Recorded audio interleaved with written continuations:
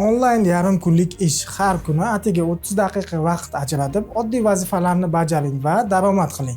Yaxshi haq to'lanadi. O'zingizni sinab ko'ring. Bularning barchasi firibgarlarning yolg'onlari.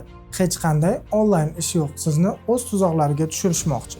Avvalga ish taklif qilib, shaxsiy ma'lumotlaringiz, ismingiz, familiyangiz, yoshingiz haqida so'rashadi va onlayn ish osonligi haqida tushuntirishib, 700 ming so'mdan 1 million 700 ming so'mgacha pul ishlab topishingiz mumkin deb sizning ishonchingizga kirishga harakat qilishadi. Soxta havolalar yoki dasturlar yuborib, amallarni bajarishni so'rashadi. Soxta chek va o'tkazmalarni ko'rsatib, ko'pgina fuqarolar ular orqali daromad qilayotganligini bildirishadi.